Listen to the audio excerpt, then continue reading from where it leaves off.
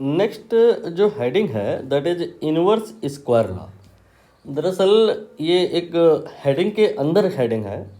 Main heading जो है that is properties of Coulomb's law. Coulomb's law की बहुत सारी प्रॉपर्टीज होती है, one of them is inverse square law. क्या होता है ये, पहले थ्योरी कर लेते हैं, फिर ये क्वेश्चन है आपकी स्क्रीन पे जो कि आए हुए हैं एग्ज़ाम में, इनको भी करेंगे। ठीक है, थ्योरी क्या कहती है। कूलॉम ने बताया, क्या बताया कि अगर हमारे पास दो चार्ज हैं, एक ये वाला और एक ये वाला, ये मान लो Q1 है और ये मान लो Q2 है, r दूरी पे ये रखे हुए हैं, तो ये क्या करेंगे, एक दूसरे पर फोर्स लगाएंगे।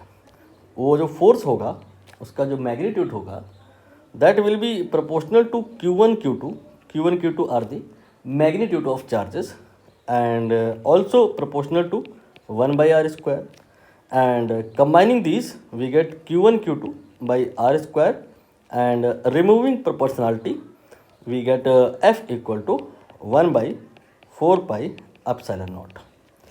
सब कुछ यूजुअल सिंबल्स विद मीनिंग्स है।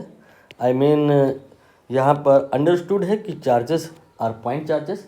ये स्फीयर्स बहुत छोटे छोटे हैं, ये जो गोले हैं ये बहुत छोटे छोटे हैं, टाइनी हैं और वैक्यूम में रखे हुए हैं। अब यहाँ पर आप देखिए कि अगर हमें ग्राफ बनाना हो, किसके और किसके बीच में ग्राफ बनाना हो, f और r², नहीं, f और 1/r², f और 1/r² के बीच का ग्राफ बनाना हो तो कैसा बनेगा, थिंक अबाउट दैट। मतलब f को हम y एक्सेस पे लेंगे और 1/r² को हम x एक्सेस पे लेंगे, तो ग्राफ कैसा बनेगा। मतलब हम जहाँ f लिखा है वहाँ पे y लिख सकते हैं, देन 1/4 पाई एप्सिलॉन नॉट, और Q1 Q2 इसके बाद में आगे 1/r² मल्टीप्लाई में एज्यूम कर सकते हैं, और 1/r² ये x के बराबर हो जाएगा, तो यह आ जाएगा 1/4 पाई एप्सिलॉन नॉट, देन यहाँ पे ही लिख लो Q1 Q2 and then x। Clear हुआ। अब आप फिर से एक बार सोचिए ग्राफ कैसा बनेगा, शायद क्लिक कर जाए। एक्चुअली स्ट्रेट लाइन का आपको फॉर्मेट याद होता है, y = mx + c, है ना। यहाँ पर ये जो इक्वेशन है इसकी जो शक्ल है इससे लगभग मैच हो रही है। नहीं मैच हो रही है तो आप इसमें +0 तो एज्यूम कर ही सकते हैं, कर लीजिए। अब आपको लग रहा होगा कि हाँ हो रही है। बस अंतर ये आ रहा है कि ये जो पैरामीटर है ये m का रोल प्ले कर रहा है और c जो है वो 0 है। इसका मतलब जो m होगा that will B Q1 Q2 divided by 4 pi epsilon not, and जो c होगा 0 होगा। इसका क्या मतलब है कि जो स्लोप होगा, m को स्लोप कहते हैं, वो Q1 Q2 by 4 pi epsilon not के बराबर होगा, और c इसका नाम होता है y एक्सेस इंटरसेप्ट, ये 0 होगा। y एक्सेस इंटरसेप्ट 0 होने का मतलब होता है ग्राफ जो है वो ओरिजिन से पास होगा, पास थ्रू ओरिजिन, राइट। अब आप क्या इन बातों को ध्यान में रख के ग्राफ नहीं बना सकते। देखिए आपको एक स्ट्रेट लाइन बनानी है, क्योंकि स्ट्रेट लाइन का फॉर्मेट था y = mx + c, y axis में f रहेगा, x एक्सेस में 1/r² रहेगा, और स्ट्रेट लाइन कैसी बनेगी ये आपने कहा पासिंग थ्रू ओरिजिन, ये आपने ग्राफ बनाया। क्लियर हुआ। अब यहाँ पर एक दो छोटी छोटी और बातें ध्यान दीजिए। मैं यहाँ पर शुरुआत में ज़रूरत से ज़्यादा बार बार कह रहा था कि ये फोर्स नहीं है, फोर्स का मैग्नीट्यूड है। ये Q1 Q2 ये चार्जेस नहीं है, चार्जेस का मैग्नीट्यूड है। तो अगर चार्जेस सारे पॉजिटिव हैं तब तो कोई चिंता की बात नहीं है। मैग्नीट्यूड वर्ड का महत्व तब होता है जब चार्जेस नेगेटिव हों। तो अगर Q1 Q2 दोनों लाइक हैं, Q1 Q2 दोनों लाइक हैं, तो यहाँ पर जो स्लोप आएगा Q1 Q2 मतलब दोनों अगर नेगेटिव हो तो भी ध्यान दो स्लोप पॉजिटिव आएगा। लेकिन अगर Q1 Q2 अनलाइक हैं, मतलब एक पॉजिटिव है और दूसरा नेगेटिव है, इन दैट केस आप यहाँ पर अगर रखो 1 + 1 - तो देखोगे क्या कि स्लोप नेगेटिव आ रहा है, क्या तब भी ग्राफ ऐसा ही होगा। याद करिए आप चीज़ों को, स्लोप जो होता है नेगेटिव इसका क्या मतलब होता है, स्लोप पॉजिटिव इसका क्या मतलब होता है,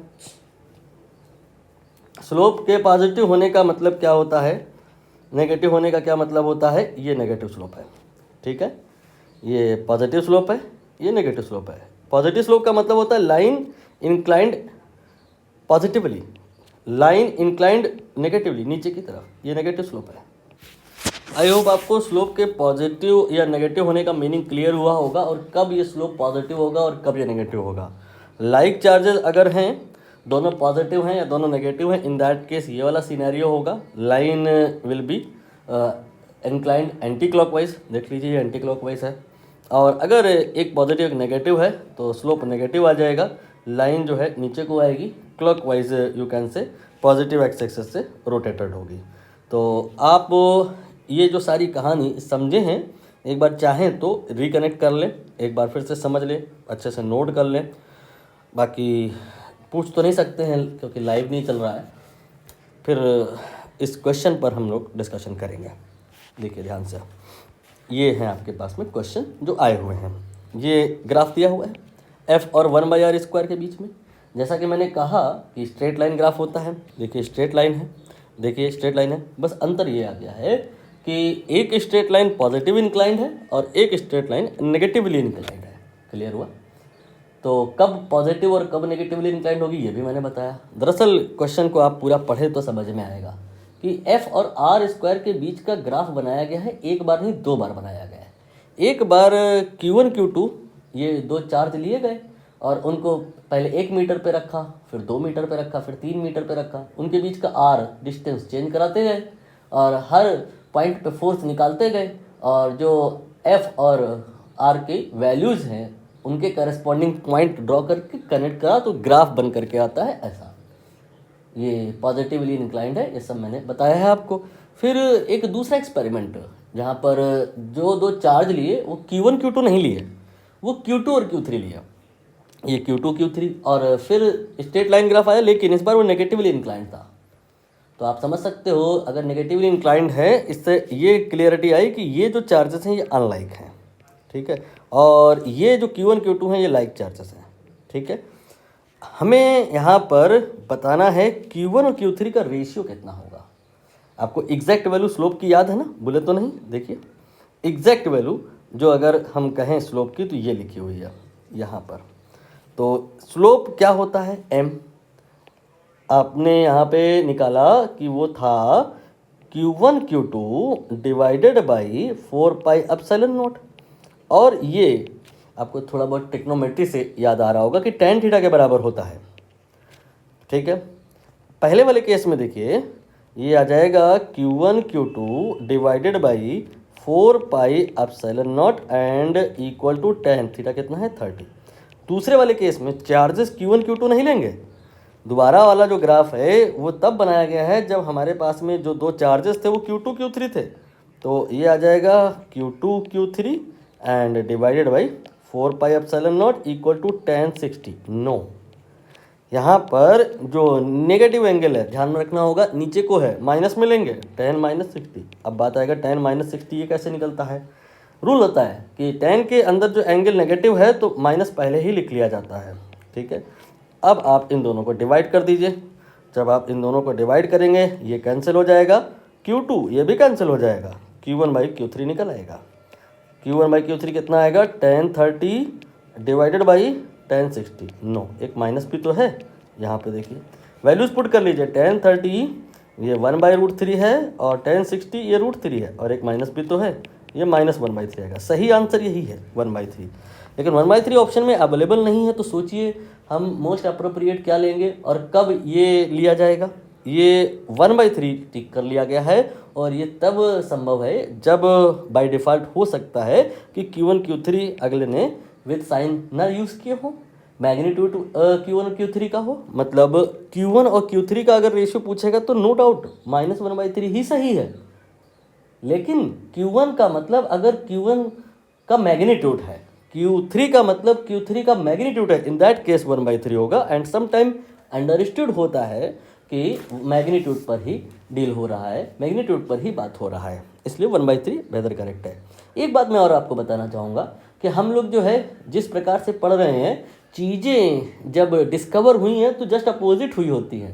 दरअसल हमने इस कहानी को सही मान लिया और इसकी बेसिस पर हमने f और r² के बीच का ग्राफ निकाला और वो स्ट्रेट लाइन आया। ठीक है। और असली में जब डिस्कवरी हुई चीज़ों की, यू कैन से कूलॉम ने जो एक्सपेरिमेंट किए होंगे, उन्होंने क्या किया होगा, उन्होंने एफ और 1/r² के बीच का ग्राफ बनाया और वो स्ट्रेट लाइन आया जिससे ये प्रूफ हुआ कि ये इक्वेशन एग्जिस्ट करती है, ये इक्वेशन सही है। ये आप बाल की खाल में मत जाइए, क्या पहले आया क्या बाद में आया। हम पहले और बाद का निर्णय इस बेसिस पर कर रहे हैं कि आपको समझ में ज़्यादा आ जाए, इसलिए हमने पहले वो चीज़ नहीं बताई जो आई है इस दुनिया में। दुनिया में पहले ग्राफ आया, बाद में ये इक्वेशन आई। हमने पहले ये इक्वेशन बता दी, फिर ग्राफ बताया, ताकि समझ में बेटर आ पाए। क्लियर ना। इसके बाद इस क्वेश्चन को देख लीजिए, यहाँ भी वही लगभग कहानी है कि आपने दो चार्ज लिए, pair of charge here Q1 Q2, graph आया तो ऐसा आया। फिर आपने Q2 Q3 लिया, ग्राफ आया तो ऐसा आया। दोनों ही बार स्ट्रेट लाइन आया, स्ट्रेट लाइन ही आएगा। नहीं आया तो ये इंश्योर नहीं हो पाएगा कि जो क्या कहते हैं वेरिएशन होता है इनवर्स स्क्वायर लॉ के फॉर्मेट में होता है। क्लियर हुआ। यहाँ पर f और 1 ऐसे क्वेश्चन असर्शन रीजन भी आ सकते हैं। आप थोड़ा अपना IQ भी यूज़ किया करिए कि स्ट्रेट लाइन ग्राफ नहीं, असर्शन में जैसे मान लो ऐसे आ जाए कि Coulomb's law follow inverse square law, मतलब f proportional to 1/r²। r² नहीं, स्क्वायर लॉ नहीं कहा जा रहा है, इनवर्स स्क्वायर लॉ कहा जा रहा है, मतलब इनवर्स भी है और स्क्वायर भी है। तो असर्शन में मान लो जैसे ऐसा लिखा हो कि Coulomb's law follow inverse square law, तो बताओ ये सही है या गलत है। ये ट्रू हो गया। और रीजन में ऐसा लिखा हो कि graph between f and 1/r² is straight line, तो ये भी सही है और ये इसको करेक्टली एक्सप्लेन भी कर रहा है। तो मैंने असर्शन रीजन के फॉर्म में इसी थ्योरी को कन्वर्ट किया ताकि आपका जो IQ है वो कनेक्ट कर पाए चीज़ों को। राइट नाउ इसके बाद हम वापस इसी क्वेश्चन पे आते हैं जहाँ कह रहे हैं कूलॉम्स लॉ f और 1/r² के बीच का ग्राफ, जब Q1 Q2 जो चार्ज पेयर लिए और ग्राफ बनाए तो ऐसा आया, और Q2 Q3 लिए तो ऐसा आया। Q2 कह रहे हैं ये पॉजिटिव है, हम इस पर अभी बाद में आएंगे। पहले ये बताओ कि Q1 Q2 के बीच का जो ग्राफ है वो अबव है ना, x एक्सिस के अबव है। सो यहाँ से ये क्लियरिटी आई कि ये लाइक चार्जेस होंगे, दोनों नेगेटिव हो सकते हैं, दोनों पॉजिटिव भी हो सकते हैं, एक प्लस एक माइनस नहीं हो सकता। और Q2 को इन्होंने कहा पॉजिटिव है, और आप यहाँ पे कह रहे हो Q1 Q2 must be of like in nature, so Q1 definitely ये प्रूफ हुआ कि ये पॉजिटिव होगा। क्लियर है। Now we talk about Q3।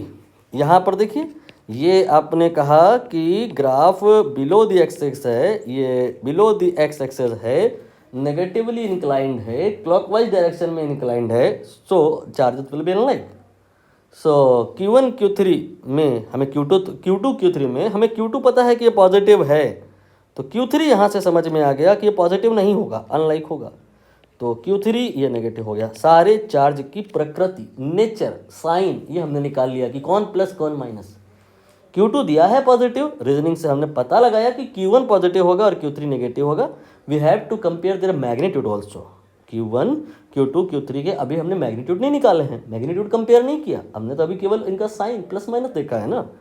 तो यहाँ पर अब हम देखेंगे कौन ज़्यादा है मैग्नीट्यूड में और कौन कम है। क्लियर है। वो कैसे देखेंगे, याद करिए अभी हमने आपको बताया कि स्लोप जो होता है m, वो होता है Q1 Q2/4πε0। अब हम ओनली मैग्नीट्यूड के टर्म में बात करेंगे, क्यों? क्योंकि प्लस माइनस की बात तो ऑलरेडी कर चुके हैं। मतलब m क्या है, स्लोप नहीं, स्लोप का मैग्नीट्यूड। Q1 चार्ज नहीं, चार्ज का मैग्नीट्यूड। Q2 दूसरा वाला चार्ज नहीं, उसका magnitude. Everything here in this expression is in magnitude. Now tell me which line, this one या दैट वन, कौन ज़्यादा स्लोप की है। जैसे कि ये जो एंगल देखो और ये एंगल देखो, आपको समझ में आ गया होगा। जो Q2 Q3 वाला लाइन है ये वाला, इसका एंगल निसंदेह नेगेटिव एंगल है, लेकिन मैग्नीट्यूड वाइज तो ज़्यादा है ना। ये एंगल जो है ये तो ज़्यादा है ना, इसका मतलब इस वाली कहानी में जो स्लोप होगा मैग्नीट्यूड वाइज ज़्यादा होगा, और यहाँ पर मैग्नीट्यूड वाइज स्लोप कम होगा। होगा कितना, यहाँ पर होगा Q1 Q2, बाकी नहीं लिख रहा मैं, ये तो जो आएगा हर बार से लिख लेते हैं, चलो 4πε0। और यहाँ पर जो आएगा ये आएगा Q2 Q3/4πε0। ठीक है। क्या ये दोनों स्लोप बराबर होंगे? नहीं, ये जो है ये कम एंगल है, ये ज़्यादा एंगल है। मैग्नीट्यूड वाइज ये एंगल ज़्यादा होने का मीनिंग ये स्लोप मोर होगा, you can say this will be more than Q1 Q2 4 pi epsilon not. Common factor eliminate कर दीजिए, Q2 भी कॉमन है, Q3 must be greater than Q1। Clear हुआ? तो Q3 जो है वो Q1 से ग्रेटर हो गया, ये क्लियरिटी आपको मिल गई, मैग्नीट्यूड कंपेयर हो गए। अब Q2 जो है इसके बारे में सब कुछ एग्जामिनर बताएगा। Q2 के बारे में न केवल एग्जामिनर को ये बताना होगा कि वो प्लस है या माइनस, बल्कि ये भी बताना होगा कि उसका मैग्नीट्यूड कैसा है, अदरवाइज तीनों कंपेयर नहीं हो जाएंगे। मतलब मेरे कहने का जो अगर इतना ही केवल ग्राफ में बन करके आए तो इतने ग्राफ की मदद से हम लोग ओनली Q1 और Q3 कंपेयर कर पाएंगे कि किसका मैग्नीट्यूड कम है या किसका ज़्यादा है, कौन प्लस है या कौन माइनस है, लाइक दैट, अपोजिट लाइक है या अनलाइक।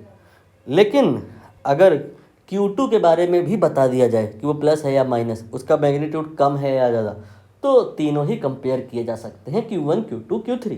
जैसे कि यहाँ बताया Q2 पॉजिटिव है तो हमने बताया कि Q1 Q2 ये लाइक नेचर के हैं, Q2 पॉजिटिव है तो Q1 भी पॉजिटिव होगा, Q2 Q3 ये अनलाइक नेचर के हैं, Q2 नेगेटिव है, Q2 पॉजिटिव है तो Q3 नेगेटिव होगा। ये सबके आपने साइन पता लगाए। और मैग्नीट्यूड की बात करें तो Q3 ग्रेटर देन Q1 साबित हो चुका है, और Q2 के बारे में कहा गया है यहाँ पे लिस्ट मैग्नीट्यूड, मतलब ये जो Q2 है ये यहाँ पर लिखा जाएगा जैसे ये क्लियरिटी आए कि Q2 Q3 से भी कम है और Q1 से भी कम है। 312 देख लीजिए कौन से ऑप्शन में है, 312, ये डी ऑप्शन यहाँ पे करेक्ट हो गया।